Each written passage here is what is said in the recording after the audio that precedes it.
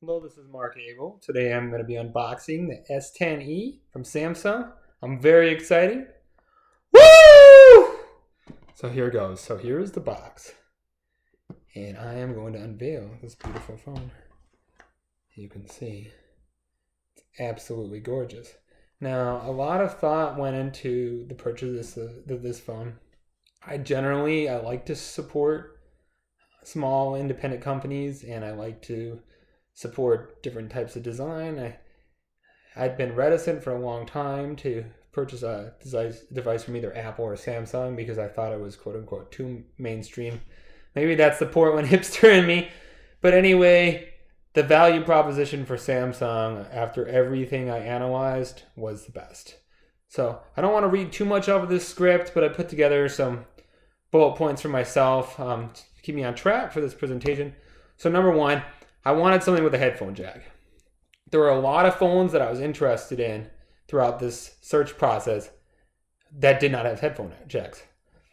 Critics really loved OnePlus 7 Pro. A large percentage of people love the Apple iPhone, your XR, and your XS, and your XS Max. Again, Apple hasn't had a headphone jack in a very long time.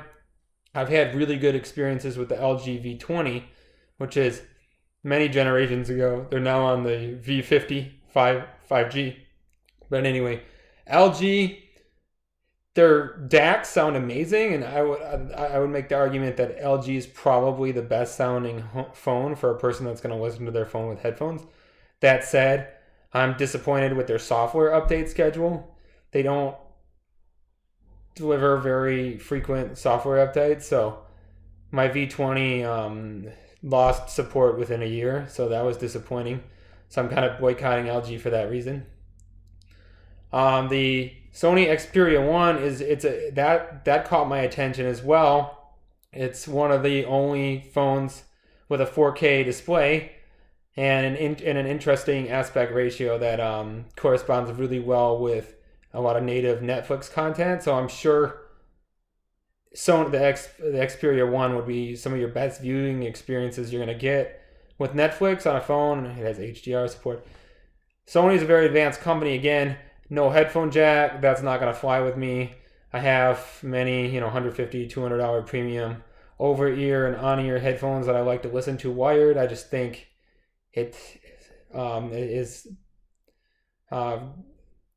Painfully Honest Tech said that it takes a $400 set of Bluetooth headphones to sound as good as a pair of $70 wired headphones. And I think $150 or $200 wired headphones are the sweet spot.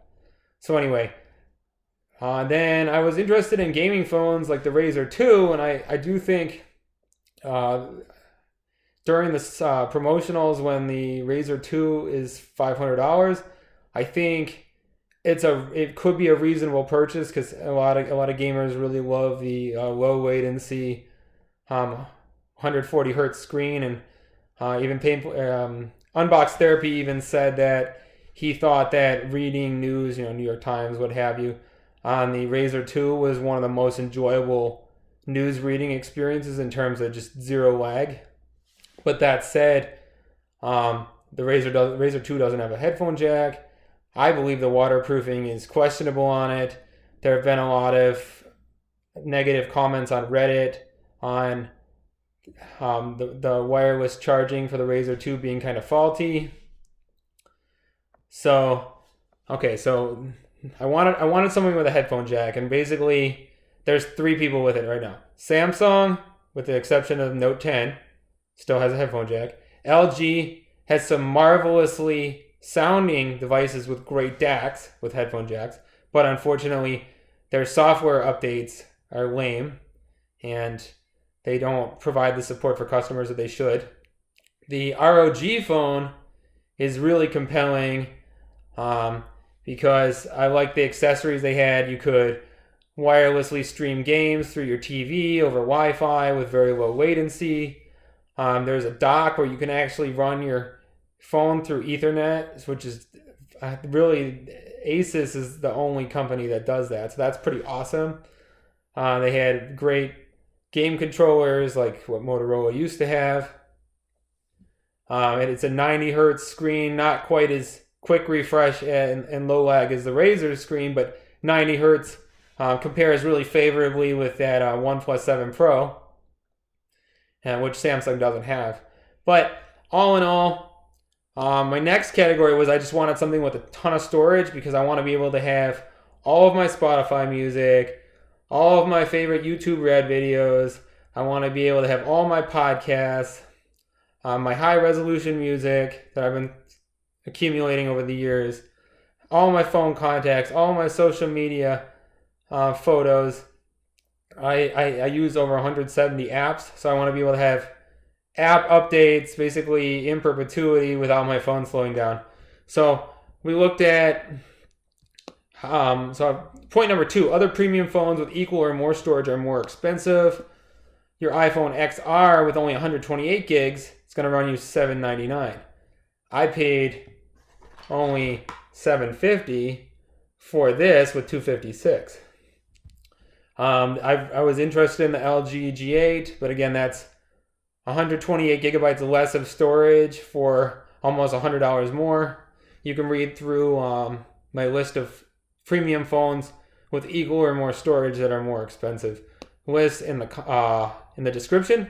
Number 3, I was really in love with the OnePlus 7, and it was painfully honest tech that prevented me from going down that road. I loved the slide out camera. I thought the photos looked really naturalistic. They weren't oversaturated. You know, some people have criticisms of Samsung of photos being oversaturated. I thought the naturalistic and the OnePlus really mirrored my skin tone really accurately, without boosting colors. And they say that it's fairly the drop test. The retractable camera will actually slide back into the phone before the phone crashes to the floor. I'm not sure I buy that. Mechanical parts are concerned, so I would be worried to have the OnePlus 7 Pro because I would worry that I would damage that camera. And then I think the second or third or fourth time I went to T-Mobile to look at the OnePlus 7, I finally realized it's just not as bright as the Samsung phones. And that's a major compromise. The OnePlus 7 is only 436 nits. This is actually 603 nits. So the screen's extremely bright. Gaming's going to look amazing on it. Movies are going to look amazing on it. Photos are going to look amazing on it. Another thing was the niche gaming phone companies. And again, the Asus ROG is something I may return to later on because the accessories are really awesome. But that said, thinking through the Razer Phone 2, that phone is only 64 gigabytes for $50 more than this. So that's a quarter of the storage for $50 more. That is a Snapdragon 845. This is a Snapdragon 855. People have complained about the waterproofing on the Razer. People have not complained about the waterproofing on the Samsung. And I've had really lousy experiences with Razer in the past. My Razer Hammerhead Bluetooth headphones, they failed within a week. I just wore them to the gym. I guess evidently they couldn't handle a little moisture from sweat. You know, they didn't get soaked in the rain or anything. And I think Razer just doesn't have a good track record. It's a cool concept. I love the idea of a high refresh rate screen. I just don't think I think Samsung is superior on the build quality. And then ROG has a higher gigabyte version of the ROG phone that is $1,100. And that gives you 512 gigabytes of storage. So that is double the storage of this for a few $100s more. But that's still running on a Snapdragon 845. I want to be running a Snapdragon 855. So I hope that some of these analyses are useful for you. It took this. I'm almost suffering from decision fatigue. I've been researching phones through digital trends and CNET. I've been following a lot of phone-related commentators: Flossie Carter, Painfully Honest Tech, Unbox Therapy, Mr. Mobile, and all in all, the 256 version, 256 gigabyte Snapdragon 855 Samsung Galaxy 10e has the fewest compromises for someone that can only have one phone. If you can have multiple phones, I might have an iPhone and an ROG phone, but I think this checks most of the boxes off. And again, if you're an audiophile, go with the LG V50.